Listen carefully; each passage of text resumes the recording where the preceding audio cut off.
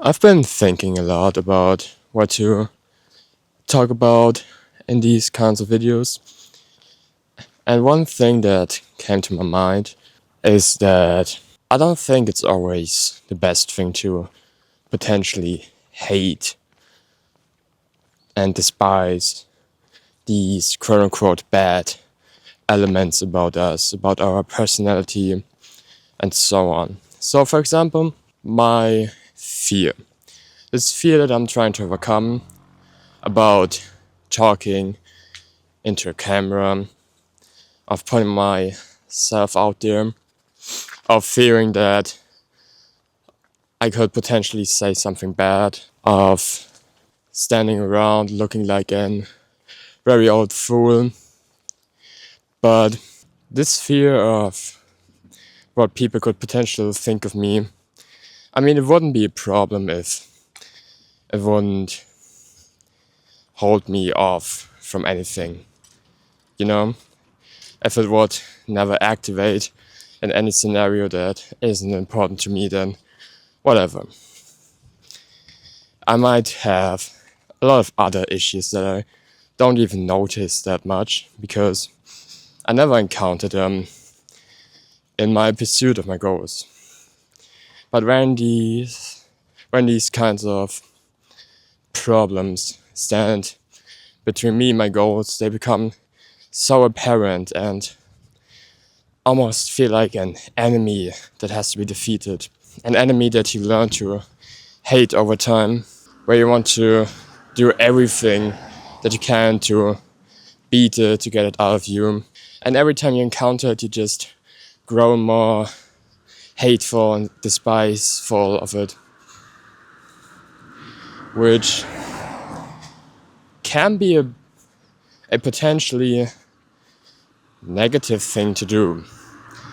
I'm not saying that I should love my flaws, but if I always encounter a hateful reaction when I encounter a flaw, which I do often when I'm pursuing my goals, then I can grow really hateful, especially towards myself, which isn't a good recipe. The loop of working towards getting what I want, then hitting these roadblocks that I hate about myself, feeling that hate over and over again. Of course, I might get over them and get to the goal that I want with my flaws maybe less or completely gone by that point. But if I hate myself on all these parts very intensely along the way, then I don't know if this hurt is worth it. What I've been thinking instead is that it is important to acknowledge that these flaws are a part of me, that they have a reason for existing, especially considering the past. And even though they may seem like my enemy, that I need to get rid of them, that I should hate them, despise them, that I may actually also have some hidden, or maybe not even so hidden, benefits, good sides to them. Because when I say, okay, I'm very worried about what other people might think about what I say, that also means that I'm maybe very considerate about how I choose my words, that I don't usually offend people, that I'm probably good in conversations, and so on. So you can maybe see this duality.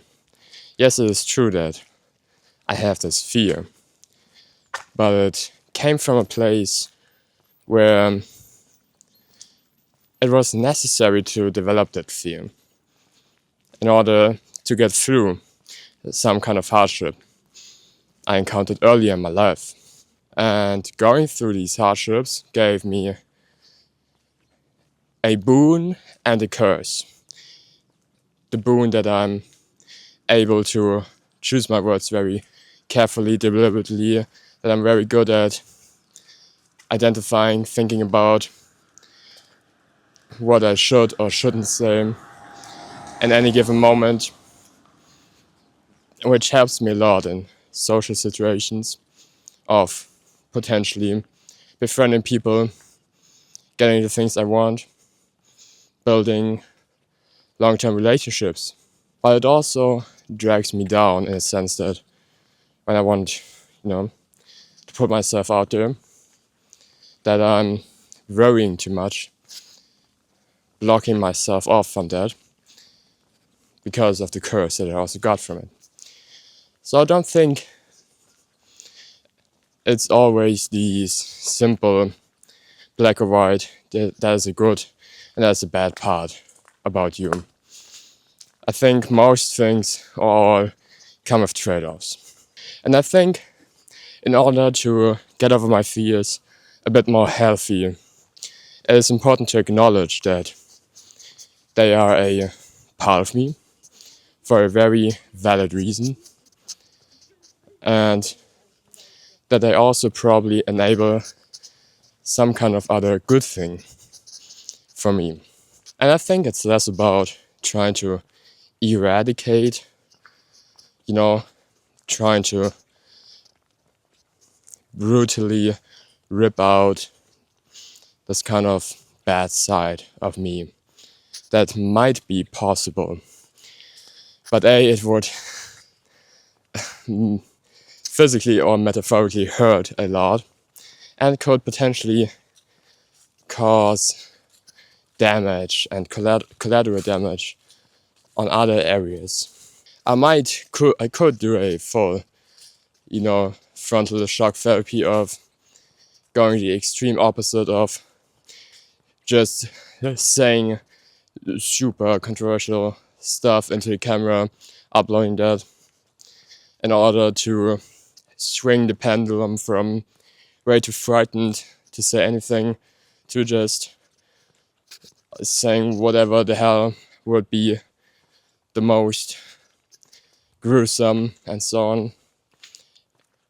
But that could hurt me in a way that could really piss people off.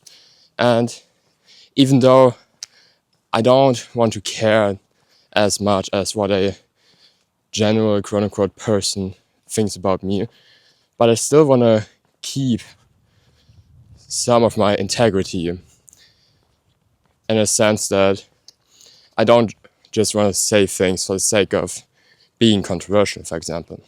So in order to overcome my fear, I have to be a bit more methodical about looking at this part of me that exists for a very valid reason and has helped me.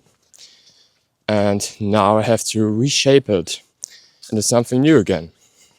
And the best way that I can think of is inviting it to see that it is fine to do these kinds of things. Not in a way of taking it and ripping it out in one fell swoop, or trying to ignore it, trying to wash it down, just to open it up, let it take a look at what it is, quote unquote, fearing, and then letting it see that, it's not really that bad how you always imagined, that you just can pick up the camera at any time, talk into it, and it's fun. I'm walking around here. Some people have looked at me. For some people I may not have noticed that they looked at me, but most of them are pretty chill and just go on with the business. As would I, if I'd see anyone walking around with a camera and a microphone in their face. Good for them. I think it will take a couple more videos of this to get me over my fears, because I do feel like it is a very deep and integral part of me. But I think it's fun. I've got time. So I want to thank my fear for existing, for helping me in the past through hardships. And now I want to ask this fear, to look at the world and be honest with itself if maybe now is the time to change for the better. And if it needs a couple of days or a couple of months, then it can take that. I don't want to destroy you. You've helped me and you will help me. I want to transform you into something better. Because you are a part of me and I want you to stay a part of me. So let's become a better person, both of us, together. That's it for today. Keep your head high. Love you.